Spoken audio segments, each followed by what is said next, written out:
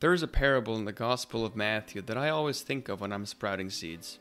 It reads, "The kingdom of heaven is like a grain of mustard seed, which a man took and sowed in his field, which indeed is smaller than all seeds, but when it is grown, it is greater than the herbs and becomes a tree, so that the birds of the air come and lodge in its branches."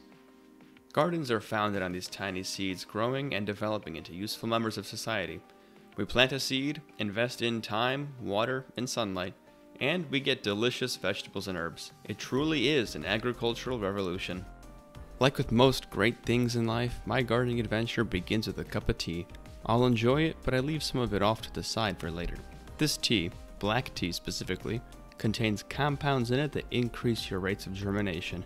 I tried it last year when I was planting my peppers, and out of 20 to 30 seeds, maybe only one didn't germinate.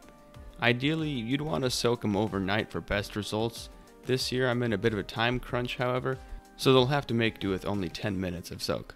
After all, if you don't have what you like, you gotta learn to like what you have. When you boil it down, other than an initial seed investment, gardening doesn't have to cost you anything. All you need is dirt, which is free, sunlight, which is free, and water, which can be free. Everything else is a luxury. Take these seed trays I'll be using.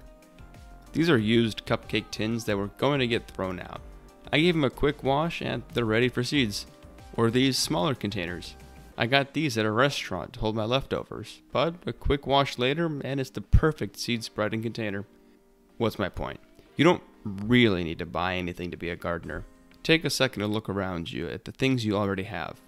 Things that can hold dirt, ideally have a lid to keep in humidity, and you're in business. The actual seed planting routine I follow is pretty simple. Fill up a container with dirt, use a pencil or something similar to drill a hole in about an inch deep for the seed, then water it, place it in a well-lit place, and basically forget about it for a week or so. I plant mine in pairs to maximize my chances of something sprouting, and if both sprout, I pick the stronger of the two and cull the other. Make sure you label what's growing where. You don't want to have any mystery peppers like I did last year. I spent a little bit of money and bought some basic potting soil in bulk to be sure that there weren't any rebel seeds, diseases, or bugs that could affect this process. This is one of those luxuries I bought into. I think it's worth the trade-off. Most garden plants, things like tomatoes or peppers, need a 1 to 1.5 inch planting depth. Like with all things, there are obviously exceptions to this rule. Some plants, like lettuce and tobacco, need to be exposed on the surface of the soil to germinate. So with those, you would just sprinkle on the top to sprout. Check online if you have any doubts with your specific seeds. When watering your seeds, it's best not to disturb the soil too much. I recommend making sure the soil is thoroughly watered, but not to the point where it looks like a swamp and has standing water. As you can see, when the covers are on, they'll retain most of the water, so you shouldn't need to water it again until you begin to remove the lid. Also, if you can read this, you're a real one. And that's about it. Leave your planters alone and your seeds should do the rest. They should sprout within the week, depending on what you're growing. I wouldn't worry too much if some don't end up sprouting. Even the best gardeners in the world don't have 100% germination rates. Plants grow towards light. That's just what they do. Oftentimes, we only have one window where we're allowed to keep our plants, so naturally, our seedlings will try to imitate Michael Jackson in their growing habits. If you can, very carefully rotate them around to even out their growth every couple of days or so.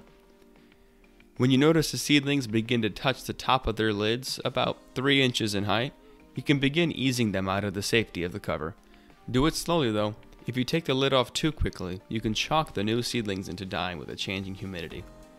What I do is I crack the lid open a little bit for a day or two. After that, typically I'll just take the lid off completely.